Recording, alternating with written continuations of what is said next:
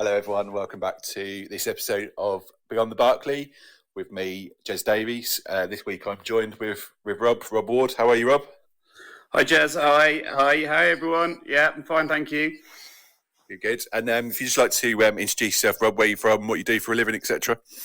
Yeah, of course. So I'm Rob. I'm from Cheltenham. I currently live there at the minute, or have lived there. Was born there, and lived in the area all my life. I'm a teacher, and the reason why I'm a Norwich fan is because of my dad, who was born in Norwich, and indoctrinated me at a very young age. So yeah, that's my background. Excellent. I mean, obviously Cheltenham to Norwich is a bit of a hike. So I mean, do you often go to the games? Or yeah, I traditionally obviously I go to a lot of away games mainly, and I'm a proud member of the Southwest Canaries as well, which I'm sure we'll get onto a little bit later. But we often travel together from games. They're mainly based a bit further south in Bristol and beyond. But I tend to meet up with them around the country. But getting to Norwich is obviously a trek, and to be honest, I kind of save it for special occasions when I'm meeting family in North Norfolk, where my family are based, and so I try, but it's a long trek from Cheltenham. So yeah, I'll be honest, I don't go. I'd like to go more. Last season I went to the Swansea game in April, and that was the first time since before lockdown that I've been for, I think it was almost like 6 years gap. So, but I do go away quite regularly. So yeah. Yeah, I suppose Bristol's not too far from you, is it? Probably just over an hour or under an hour, should I say? And you've got some of the West Midlands clubs as well, haven't you? Which aren't. That's I suppose, right. Yeah, so they become a bit of an annual sort of fixtures really for me, and they have been over, and they're sort of like I really look forward to them. But yeah, Bristol and then West Brom, which I went to a couple of weeks ago.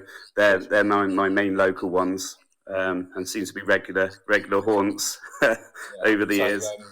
Excellent. So, how did you watch the game on Saturday? What were your thoughts? I did, yes, yeah. I mean, I thought it was great. Typical Norwich, they didn't make it easy for themselves at times, and our leaky defence, is questionable. But at the same time, you can't have the fantastic attacking play that we're often displaying without playing for the back and having those nervy moments. So, I think it's starting to click, which is fantastic to see. I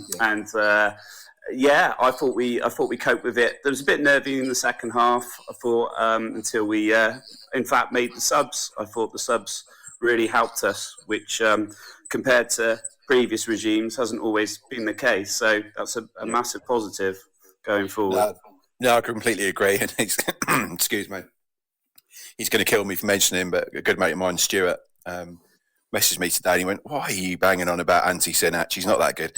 I'm like, because he said that I'm constantly going on about him and stuff. And I to be fair, I have mentioned him a couple of times, but I think he in that game scored two.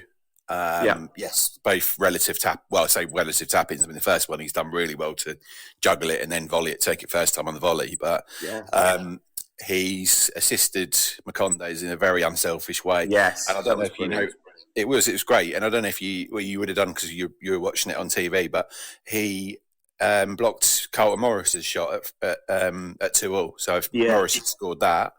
Because that's goal bound. If he strikes that, I mean, Gunn's going to do well to save that. So it's 4 telling contributions in that game, and from where he was, perhaps against West Brom, which the game you went to, I think you said, yes, that's he's good, really clicked. Yeah, and it's lovely to see. I think a lot of the players are. I mean, I think most players are confidence based, aren't they? And he's a young lad. He's sort of in a different country, and it's obviously taken time to settle. But you're right. It's almost like a different player from a couple of weeks ago.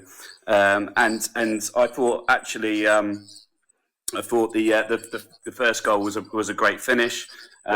which obviously great work, great an assist as well. And I just thought his work rate, his confidence, he's starting to look like a bit more imposing. Whereas before, in the early in the season, you weren't quite sure what he was or what he was trying to do. And so it's great that he's starting to link up with other players and impose himself on games. And I think the more confidence he gets, hopefully the more goals he's going to get as well, which would be brilliant with Sarge being absent. So, and I think that'll be the conundrum, won't it? Where does he play when Sarge is back in the team? Because clearly, Josh Sargent is someone that you would think he's going to come straight back in. So, I mean, Antti Sinach is probably going to get shoved out to the right, isn't he? But maybe he feels... which would be a bit of a shame. I mean, it could work, obviously, but I think, I'll be honest. I absolutely love Sargent, but Sargent was the same as well when he first started. He wasn't exactly brilliant. We were all questioning what he was there for and what he contributed. But you're right. He is basically a guaranteed starter. But it would be good to have a bit of competition up front. Ideally, if they could work together, that would be fantastic. Yeah, completely agree. So, jumping into some of the questions, the famous 10 Beyond the Barclay 10 questions, as they are now going to be known. When I first started, I was like, I'm not going to do cliches, but I think you got to. Oh, go for it. Yeah, why not? So the famous Barclay, I can't do it. I just can't do it. Sorry. We'll start. So question 1. What's your favourite Norwich City chant?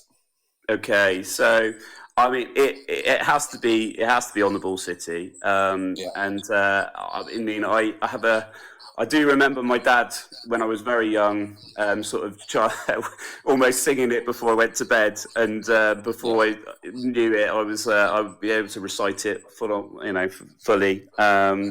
I do remember, as I was never really a football fan until probably about 6 or 7 by the start time to take note of football, and I remember that people asking me, can you sing On the Ball City, and I did, where everyone's sitting down on the carpet, and I remember people with bemused looks when I was talking about words like scrimmage and things like that.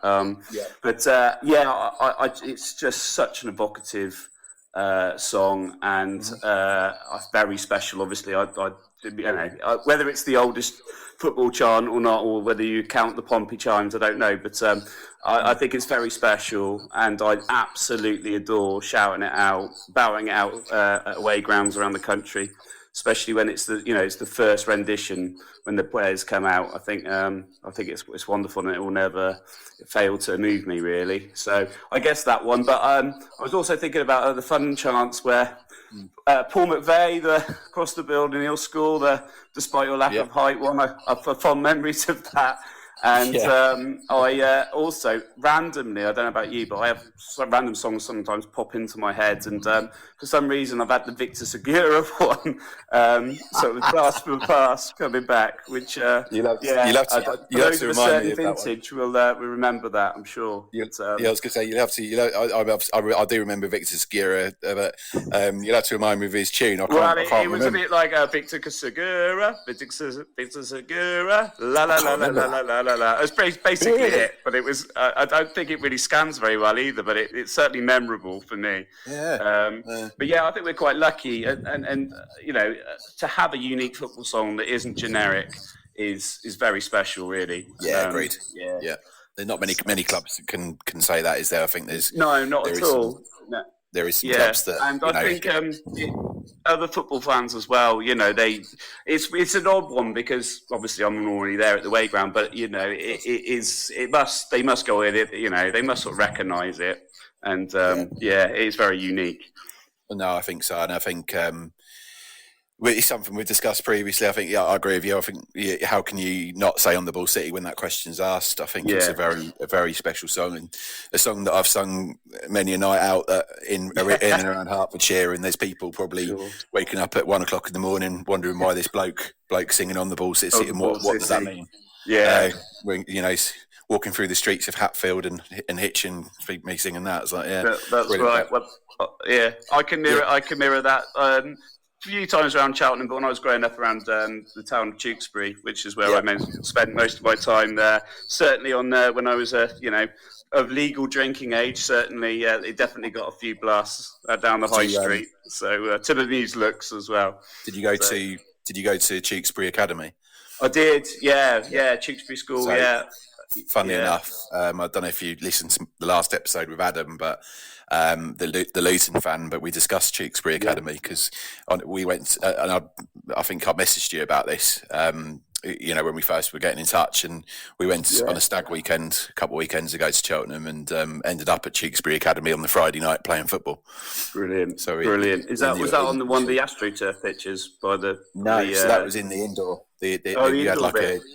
In the indoor bit. So that was, it was quite a nice school. It's quite dark at the time, but it seemed like quite a nice school. So. Oh, it's it's like many schools. It's sort of spread out and little empire really. But I have obviously, growing up and going to school can be quite tough. And I was going to come on to this, but I'll mention it now. Especially being a Norwich fan.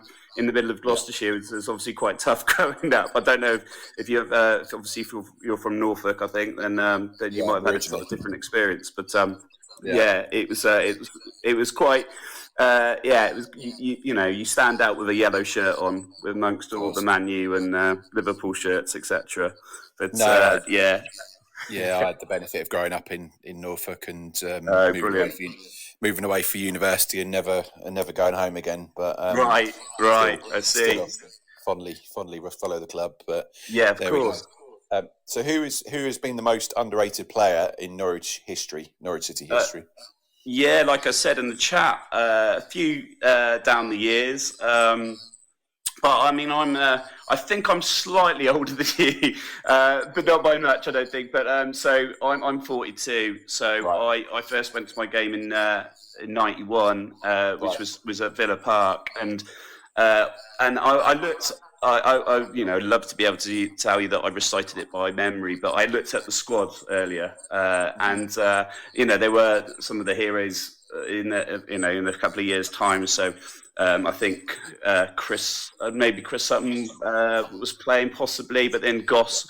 But I wanted to mention Culverhouse because I thought he was, at that time really dependable and classy, and I loved him. And I think I mentioned Alex Tettey, who at the time I think he was sort of obviously a regular player, but until he left or retired or whatever, we haven't really replaced him in terms of a centre midfielder, defensive midfielder, and he's one of those players who I think that you don't really appreciate till he's gone. So I might put him down. And I mentioned in the chat that Gary Holt.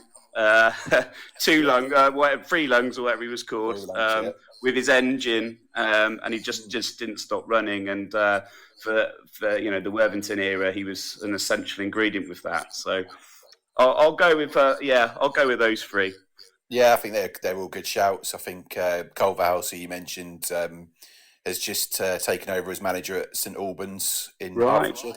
Okay. I think they play the conference. They're not in the conference. I don't think. I think they're Conference South. So it's a sort of relatively decent appointment for him, really. I think that's and he's gone in there last week. So be looking out. I always look out to see how the former Norwich players are doing as managers. Yeah, and the links of the club. Yeah, definitely, absolutely. In terms of underrated players, I think I'd always say someone like a Gary Doherty or a Malky Mackay.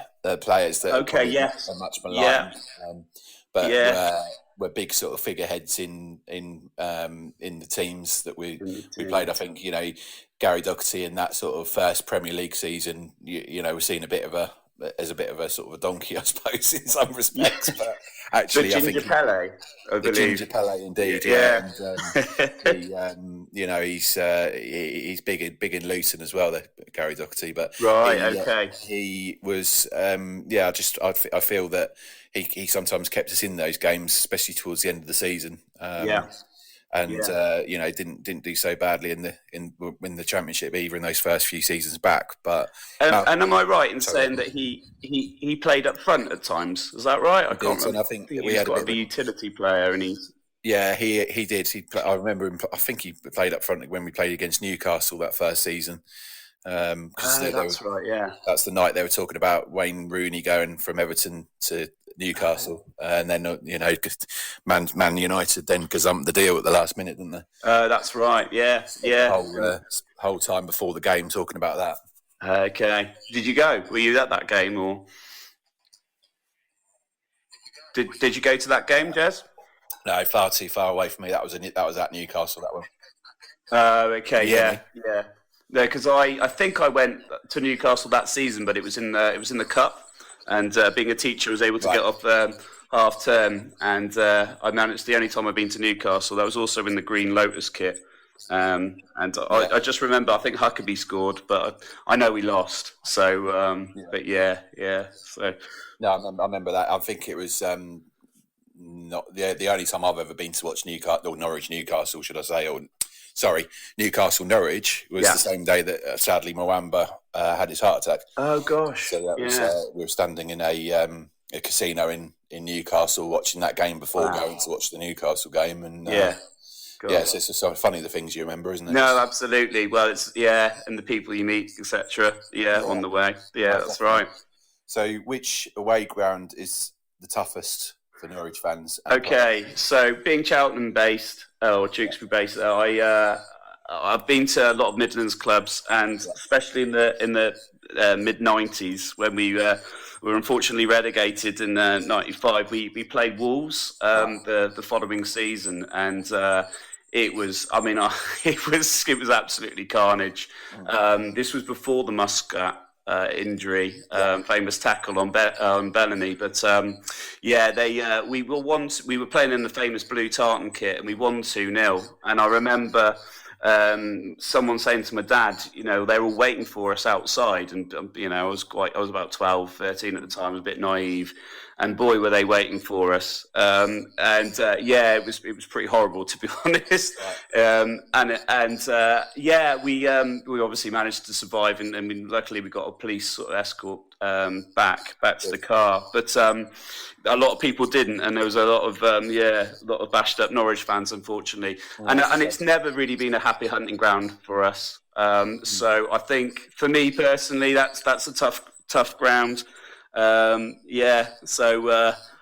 then I think Leeds also is up there. I didn't go to the playoff semi, but I have lots of friends who did, and they said, it was rocking. It was a really intimidating atmosphere in the playoff semi. So I think on their day they can be. But for me personally, I remember a game at Molyneux where we were in it. I think it was 2-2, and a certain Ewan Roberts came on and got a winner for them, and lots of heartbreak, and then of course the Muscat injury, which I was there for, which derailed us, they so it is true for certain people that we do only hate Wolves and Ipswich. I think that's fair to say from me anyway. No, I think you're right. I think the times I've been to Selhurst Park, I think my first ever away game was there. When it was Wimbledon that were playing there. Well, obviously Wimbledon and Palace were playing there, should I say? Yeah. But I think ever since then, I've probably been about 4 or 5 times and never seen us win. No. Yeah. It's not a happy hunting ground. It's not. We never do well either. I mean, even when Wimbledon played there, they used to beat us regularly, no matter how well we were doing. And Palace as well. They it's just one of those grounds that. And it's not a nice ground to go to, is it, Paris? So no. It's that it's a tricky one, tricky away day. Yeah, I agree with that one. I think as well as that, I think I've only seen us beat in a competitive game. I think I've only seen us beat Luton at Carrow Road maybe once. Right, with your friends. So you obviously a must-win game for you, presumably. Yeah, especially working and living in the town for yes, of course. As I have done, you sort of they know that I'm a Norwich fan. So yeah, I do get a bit of stick. You're going to get a bit of stick when you go back to work the next. Yeah, sure. Oh, yeah. So it's But no. But can I also add? I think I think most of us will also probably say Fulham as well. Oh, yeah. For many reasons. That's it's such a lovely ground, it's such a beautiful approach, and then we turn up and it's just dreadful football. So yeah. I'm trying to think of others. I mean, the Valley was. I mean, I think we did win a couple of times at Charlton, but most recently in the FA Cup when I can't remember the player's name. He was a right winger for us. Kosovan. What was his name? Oh, I don't know. What era are we talking? Recently, 2 or 3. Like, he was in the Premier League team, and then he went to I think he went to Galatasaray. Yeah, yeah. Right. I can't remember his name. What, Sarah? No. No. He was Kosovan, I think. Okay. Bought him from a club in Germany. What was his name? It's not often. Not Vrancic. Number 7, he was right winger. Okay. Can't remember. You stumped me. Maybe it'll come back. Maybe it'll come back to me. I might have to do a little research. But what was his name? Anyway, people will be screaming at this. Going, I'm sure. Yeah. But I'll kick myself as well. So what happened? What was he? Did he score? Sorry. So I was making the point, wasn't I? So that we won that game 1-0, and he scored. He was, and then that was when. Must have still been in the Prem. Was that not the season we were in the Premier League when Dean Smith was in charge? Oh, right. And then it was. Yeah, he was, because he didn't play for as much if at all, in the Championship. But anyway, the point I was making is I don't think other than that, we obviously got relegated at the Valley. Which was pretty tough. And I don't think we won much in between either. So. No, and then of course it was quite poignant, wasn't it, when we won League One to clinch it at the Valley. True. With Nelson getting the winner, the header. Yes. So I think I thought that was really sweet. That was a nice touch to do it there. Yes. No, it was nice to do that. I think it sort of banished a few bad vibes. Few ghosts. Yeah, absolutely. Yeah, and I mean, what a season League One was. I'm sure you've ticked off a few grounds, but I absolutely love League One. It's great when it's going well, but I wouldn't want to linger there, like a certain club down the road did. So. No, there was, and actually, on that note, I will say that when they were struggling in League One, or they were down there, they did come to Cheltenham. In fact, they came to Cheltenham twice, and I don't think they managed to beat Cheltenham at all. So good old Cheltenham, they had a good record, and it was amazing actually seeing Cheltenham get a sort of relatively late winner against them at One Road was absolutely brilliant. I loved it, as you can imagine. Touching on Cheltenham, is that, do you go and watch them? So in the sort of late 90s, when they started becoming non-league, well, they were non-league for obviously quite a bit, and then Steve Cottrell joined, and they had this just magnificent, rise really, and I was lucky enough to catch. It was great because I used to go on the bus and catch them for, it was only about £2 to get in, and it was Cheltenham is not a particularly vociferous place, but as you know, and it's mainly dominated by rugby fans, by Gloucester Rugby. It's the main sporting attraction in the area. So it was just really exciting to see, the local club kind of rise and get momentum. And I did used to see them quite a bit when they were establishing themselves in non-league, and then obviously I was at the famous game where they beat Yeovil 3-2, and they got almost the last kick of the game to win promotion. That was fantastic. And then, I mean, you couldn't write it, but the following season they ended up getting Norwich in the Coca-Cola Cup. And in those days it was two legs. So it's the only time, but I managed to watch Norwich at Cheltenham, which was very special for me, as you can imagine. It was brilliant. Sorry, go on. Well, I was just going to say, typical Norwich, we lost. We lost 2, but luckily we were 2-0 up in the first leg, and we lost 2-1. So we went through, we went through 3-2-1 aggregate, but which was actually pretty good because I got to see Cheltenham play very well, but I was obviously in the Norwich end, and I think Ian Marshall scored. No, one of the Marshalls scored for us, I think. Brilliant. Yeah. So, moving on to the next point. So, what's your funniest memory as a Norwich fan? Right. Okay. So I've got a few. I think I mentioned in the chat where we talked about West Brom a couple of weeks ago. So my dad, bless him, he's in his 70s now, and he's still going. He's going to QPR on Saturday, actually. Oh, right. But he famously once. I don't know if you've done West Brom, Jez. Have you been to the Vine?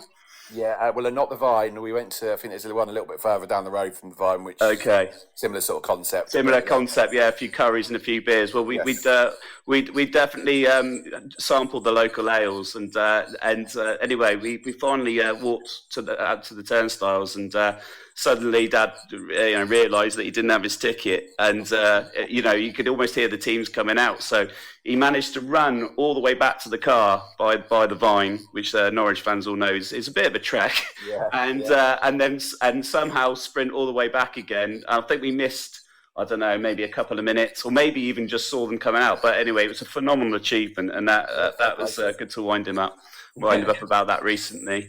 But there's lots of funny moments, sporting Norwich.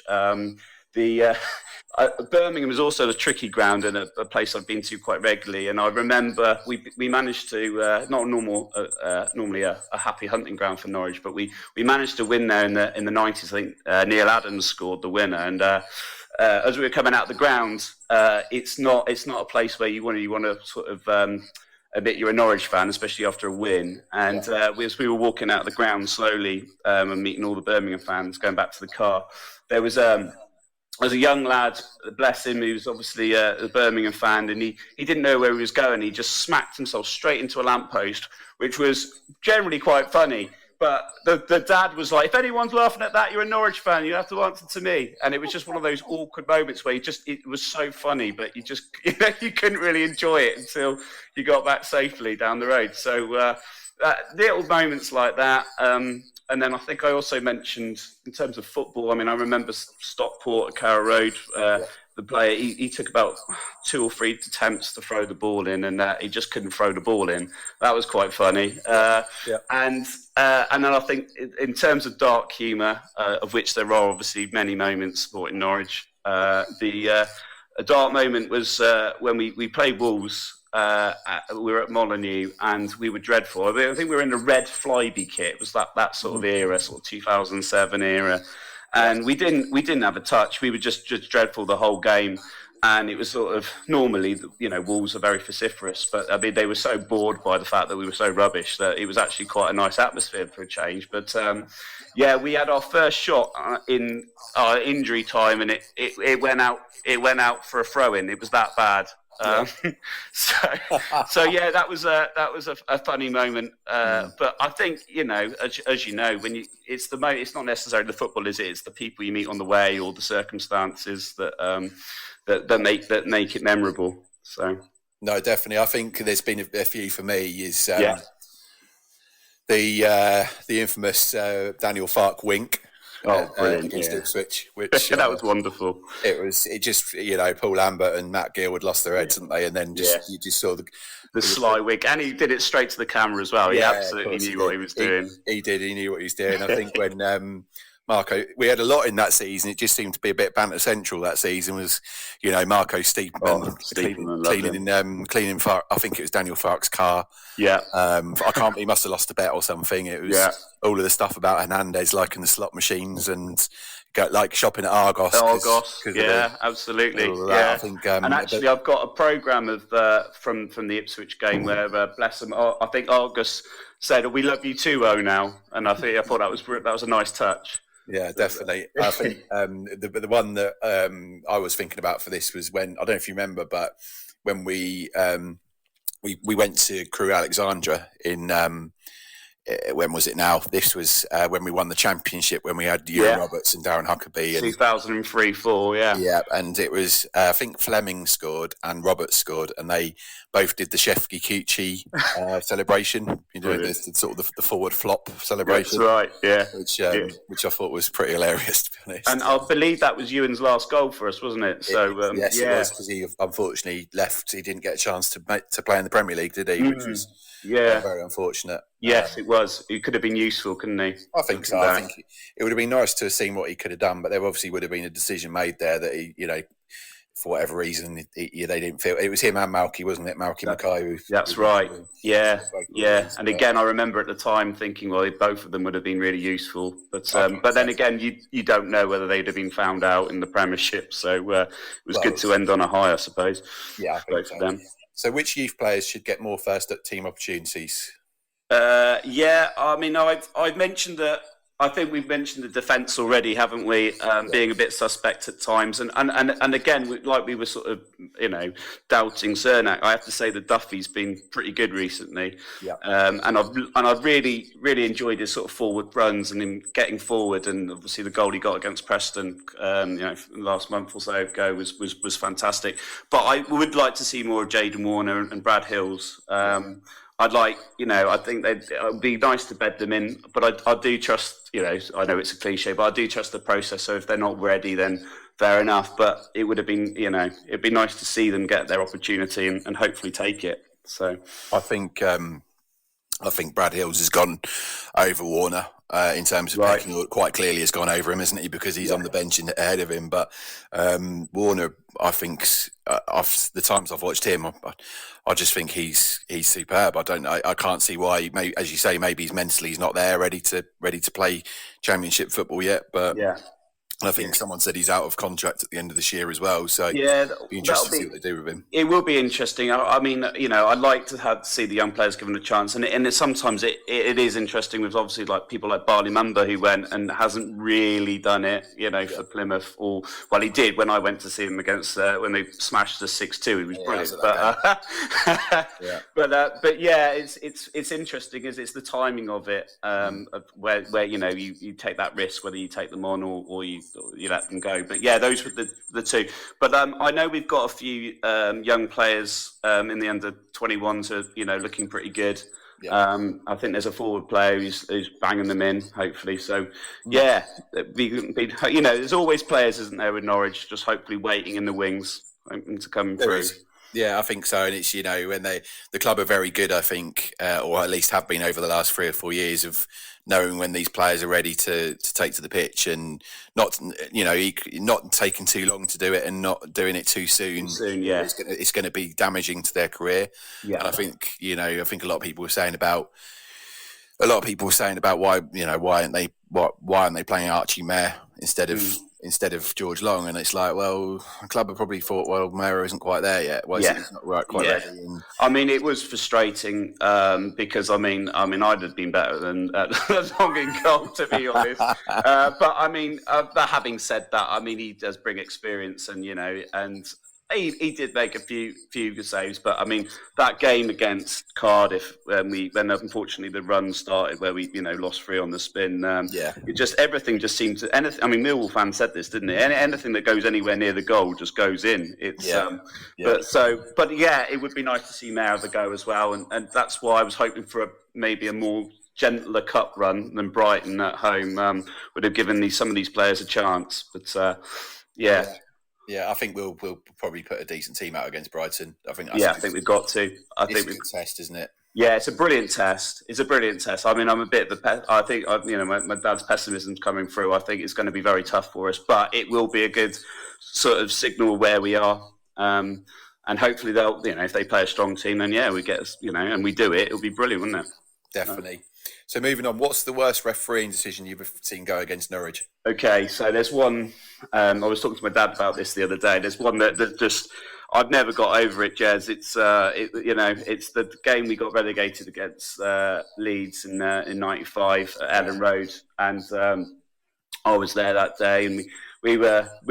I mean, it's amazing to put it in context that just the season before we're in Europe and we're beaten Bayern Munich, and we're established Premiership team, and then it just one sort of injury to Gunn and it all collapsed. That season, but we were winning 1-0 when Ashley Ward, my surname's Ward as well, so he was obviously an amazing hero of mine at the time, managed to tap one in, luckily in the first half, and the second, I think we were coping pretty well from memory, but then out of towards the end of the game, Alan Wilkie, his name was, the referee at the time, gave them a soft penalty. I mean, it was a clear dive, and then the heads dropped, and then I think it's Carlton Palmer who got the win. I'm trying to erase it from my main memory, but I think and that was it. We were down, and it was so tough to take, having done so well, for years before that. I think that one. But then I think I mentioned the Timu Puki VAR thing was tough. He was offside by a nose, wasn't he? Yeah, that's it. I'd like to know where that line was, properly drawn. So somewhere in Tottenham, I think. But yeah, that's a tough one of recent times. And then my dad reminded me that Lambert, when we were doing really well, we played Reading, and I think we were 3-0 up. I don't know if you probably were at that one, but I think Holt sort of, I don't know, it was a challenge, but anyway, the ref sent him off, and that was it. We sort of collapsed after that. Do you remember who the referee was that day? Who was it? Was it Michael Oliver? It was. Yeah, it was a very young Michael Oliver. So that's right. They had fast-tracked him to talking about youth players that aren't ready. I don't know whether they should have considered whether the referee wasn't ready. No, that's right, I do remember being quite surprised he suddenly rose to fame, and got a good gig after that. Yeah, it's funny, isn't it? Yeah, and I think, I think Oliver's a lot of things, but he is, or has at least turned into quite a good referee. He has, to be fair. Yeah, especially one of the better ones. But that day, and that would have been the one that I would have mentioned because we were cruising that. Yeah, and I don't think it necessarily dented our season because I think ultimately we got promoted. But I think we certainly would have won. I'm not sure if we actually ended up drawing that game in the end. We did, I think. I think it was 3-3. I'm pretty sure it was. Yeah, and it was just inevitable. It kind of, we lost our talisman, and I mean, what a player Holt was for us as well. He was amazing. He really was. He was very good. How would you describe Carrow Road to someone who's never been? Okay, so I get all misty-eyed just thinking about the place because obviously I don't go that much, and when I do go, it it's obviously linked with holidays and family and going to with dad. It's a special thing for me, but.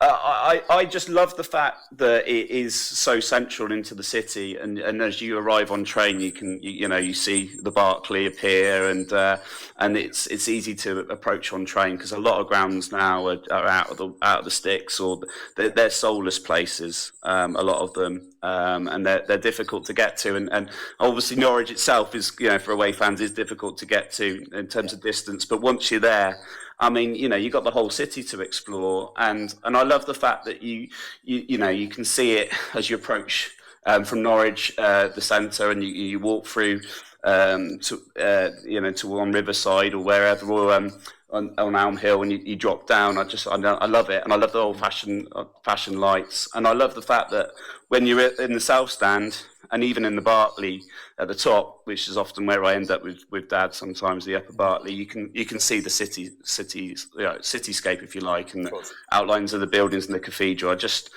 love it. I mean, I'm obviously very biased, but I do love it, and I think in terms of atmosphere, when we get behind them, it's brilliant. It is brilliant. But the flip side of that, it's also a very friendly place. I mean, you could wear your colours, and as long as you're not blue and white from Suffolk, then you're going to be fine. So I absolutely love it. No, I agree. And I think a lot of fans think, we're going to get some decent food there because of Delia Smith. And I actually don't think the food's too bad. I think it could be priced better, but I suppose that's the same with a lot of grounds. And absolutely, a lot of grounds probably go a little bit further and a little bit more expensive than that, particularly some of the London ones. But I'm thinking Spurs as well. Which is, I mean, I think I mentioned this before, where I was obviously there for the cruel save in the FA Cup. Yeah. I mean, what an amazing stadium that is! Superb. And the food choices were quite varied, compared to, say, I don't know, West Brom the other week or whatever, where you're lucky to have a pie and a warm pint of lager. I think it's nice that these stadiums can cater for a lot of people. But I will say that when Dida did come in, I do remember being to a few games at Carrow Road, and they had like special canary baguettes and things, and special canary pie she did. I mean, that was brilliant at the time, but it's clearly unsustainable over seasons. But then around the ground, I like the castle, Line and Castle. I think that's I think that's great, isn't it? Yeah, and I like yellows as well, and then obviously you got places and amazing choice of pubs around the city, but also down Riverside, it's not bad compared to like I think we were at Swansea the other day and it was just like a Harvester and that was it. Yeah, so so I think it's great, but then I am very, very biased. So. I think you're right. I think it's a great position. It's in a very nice city in the country. It's 2 hours away from London, so it's not horrific. But it's still tucked away, I suppose, a little bit. But I think you're right in what you say about the amenities around the ground. I like Carrow Park. I don't know if you've seen that behind Jack. Yeah. I think that's a really good community asset. Yeah. So I think Norwich, we've discussed previously as part of the CS Community Sports Foundation, really do look after their supporters of all walks of life. I think the view inside the stadium, bar perhaps maybe some of the corner infills, is stunning. I took a mate of mine who I had never been to Carrow Road. A guy by the name of Mahesh. He did say he was going to listen to this one, by the way. Oh, great. I talked about the pod and he said, listening to that. He's an Arsenal fan from Hitchin, and it was his first time going to the ground. And, he liked the big screen. He was like looking at, when we scored our goals, he was looking at the highlights and stuff. And he just said it was a really good tactical view. I mean, I sit in the upper Barclay. But no, I think the ground's evolved over recent years. I think the lighting they could tone that down a little bit sometimes. But I think you're right. I like the way the floodlights are. I think it's just the ground's pretty symmetrical as well, with the Barclay and the River End being quite similar, almost identical, actually, aren't they? And it's interesting you mentioned that, because you grow up with those stands, and but also, I mean, what they did with the South Stand, which is 20 years old now, but it just looks amazing. It just really, and I really am desperate for them to do something with the City Stand, because that is letting the ground down a bit now. But again, something we discussed in a previous episode.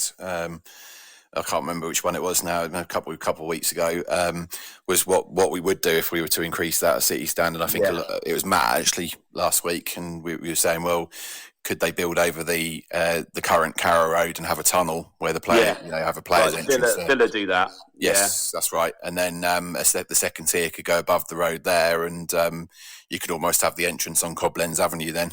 Yes.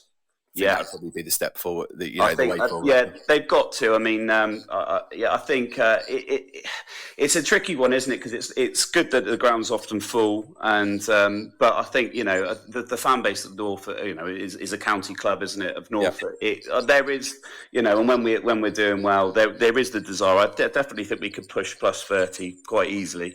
On a regular basis, and then obviously for bigger games when even more than that. But definitely. It needs to happen. No, I agreed completely. What's the best Norwich game you've seen live? Okay, so being a Norwich fan from Gloucestershire at the time, and I mean I can't emphasise how incredible and special and unique our 92-93 season was. I'm wearing, I know we're on a podcast, but I'm wearing my original scrambled egg kit, because it's just so evocative of just a special time, and I remember my dad saying at the time, and he was right. It's just not going to ever get any better, really. I managed to I went Carrow Road a couple of times that season, and my local game was always Villa Park, and we managed to beat Villa 3-2. And Daryl Such scored, after a sort of jinking Rule Fox sort of run, and it was just the whole day was special. I remember as a kid getting an M&M sort of statue, I guess it was, and it was full of M&Ms, and then just getting back to the car and just couldn't believe that we managed to do it. That was brilliant. And then I think the best in terms of the football, I think that was probably, and we played Villa off the park. But in typical Norwich fashion, we made it edgy, and we made it a lot more difficult than it needed to be.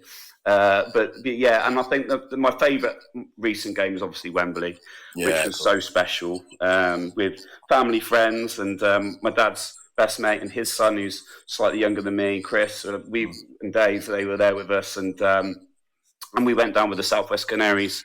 Big shout out to the Southwest Canaries, and on the bus, and the whole day was just magical. Palace. And it's Palace just got one up, by the way. Oh, have they? Oh, right, good. Yeah, good. Thanks for the update. I like that. No problem. But yeah, no. And how was your Wembley experience? Would that be what was yours? What would yours be? Yeah, good. I mean, I'm probably about, I don't know, as the crow flies, probably about 20 miles away from Wembley, 30 miles. So it wasn't so bad to get into. I think we had a few beers beforehand. I'm struggling to remember where we went before the game, but it was great. It was, as you said, a lot of family, friends. Yeah.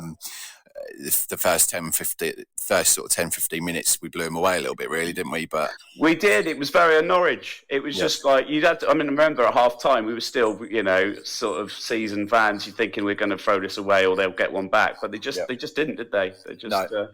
And I think that was, you're right. That was up there for me. But I think it has to be the Man City game for me. Oh wow! Yeah, it was.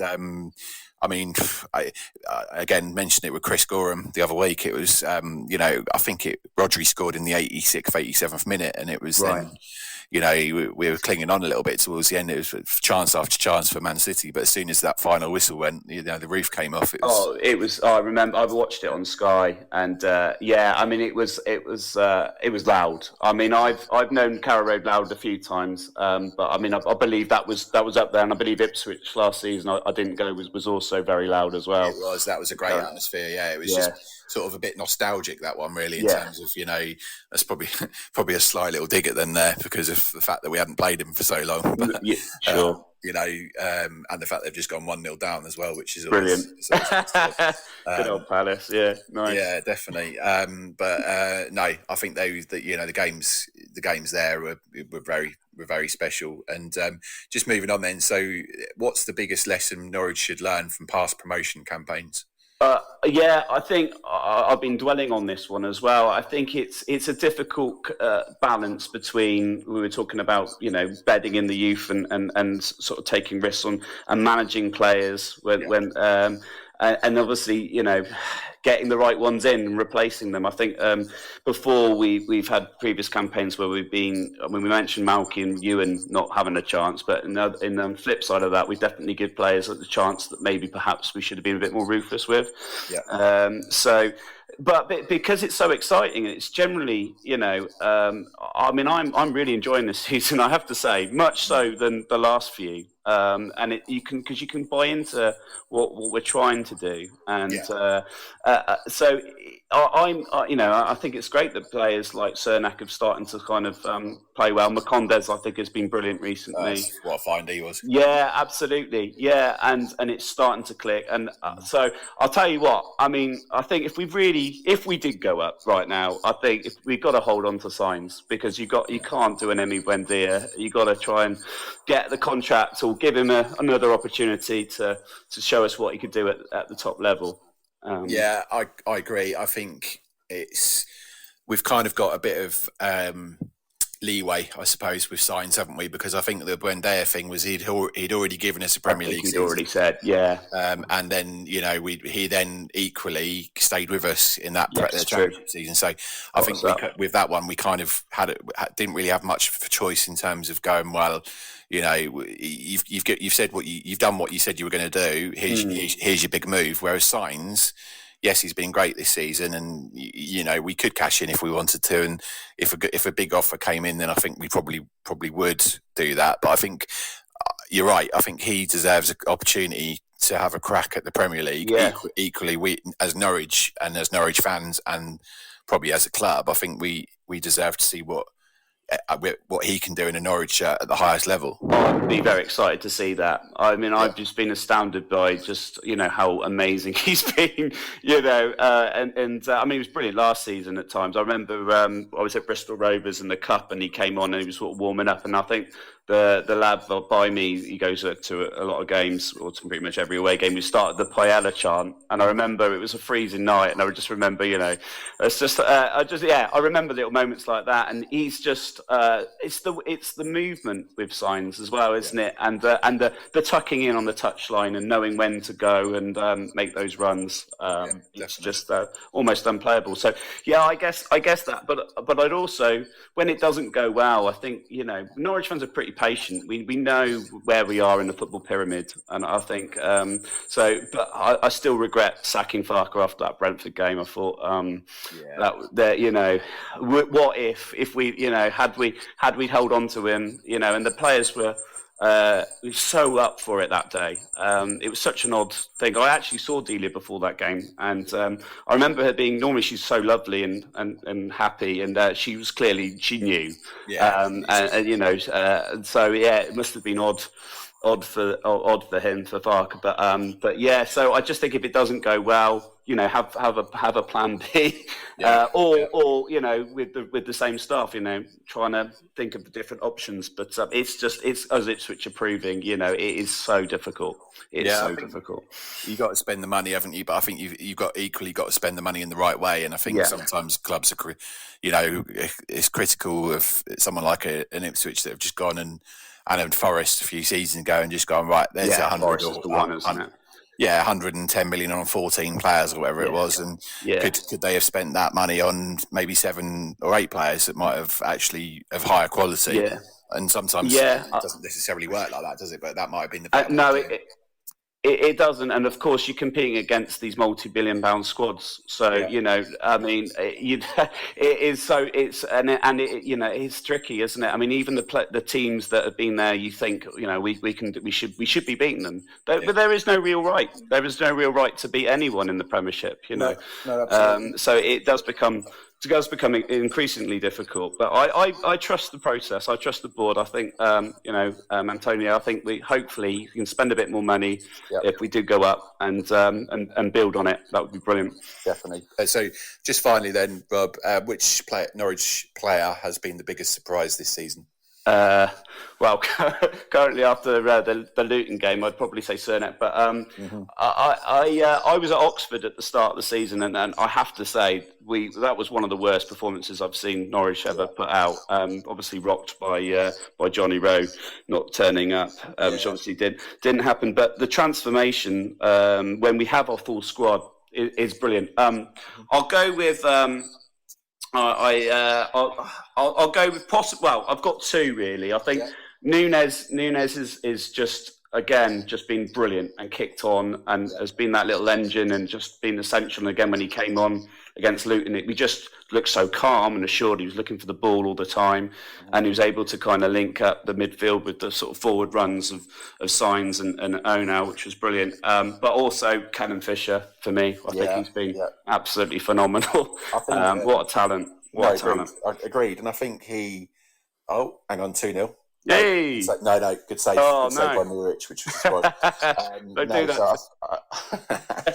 Fisher, I went to go and watch Barnet last pre-season, and that was Fisher's first season with us. I thought he was the best player on the pitch, and I think even then I thought, hang on, there's a player here, and it is a surprise actually that he's come to the forefront this season. I think it might have taken him a few more years because he always looks so young, bless him. But I think he's been a surprise. I agree with what you're saying about Nunes as well. I think he's probably come out because he came into the club at a similar time to what Sarah did, didn't he? I think he's always been in Sarah's shadow, but he came on against Luton and effectively changed the game for us.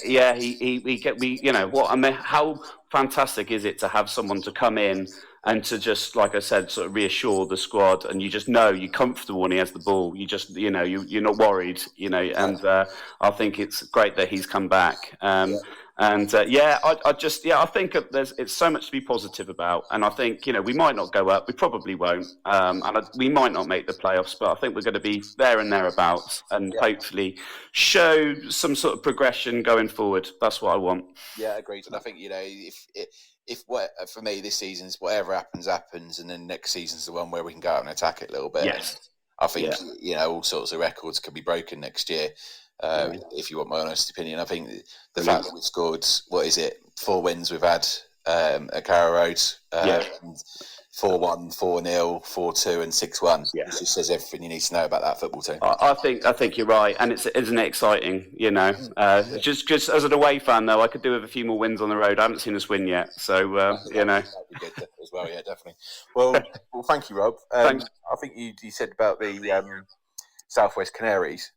Just maybe tell us a little bit about them before we finish. Sure. Yeah, absolutely. Well, I want to give a big shout out to there's 2 founding members really. One is Anna Mason, and the other is Steve Martin, who, despite emigrating to Liverpool, still manages to organise us all and get us tickets and stuff. And he took me under my wing when I was at Bristol University and took me to away games and stuff. And epitomises what Norwich is about really, in terms of community spirit and keeping people together. And I've had a bit of a tough couple of years personally, and my Norwich friends have been so sort of wonderful with me, really. So big up to the Southwest Canaries. Anyone who wants to get in contact who happens to be Bristol based or Southwest based, please do get in contact with us. We're a really friendly bunch, and we go to pretty much every game really, home and away. So we can get us by Twitter or Facebook. So come and find us. Feel free if you know the links, feel free to obviously mention them now. I think it's at Southwesty on Twitter, and if you type in Southwest Canaries in Facebook, you'll find us. I'll tell you what I'll do as well is when I put the socials out for this, I'll include the links in the brilliant that goes out with it. So as you say, if there are any people that are based that way and do want to enjoy what sounds like an excellent organisation, it's brilliant. They can certainly get in touch. But well, thanks once again, Rob. And do keep in touch. And absolutely, Jez. It'd be nice to get a beer with you an away day at some point. If I'm down that way at all or at any away games, I'll certainly be in touch. And brilliant.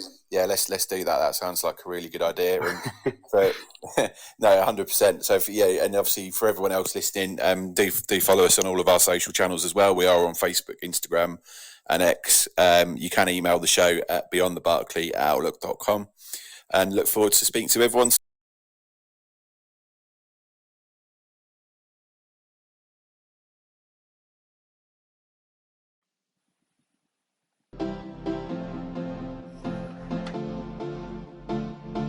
We are available on all social media channels, including Facebook, X, and Instagram. Thanks for listening, and tune in soon.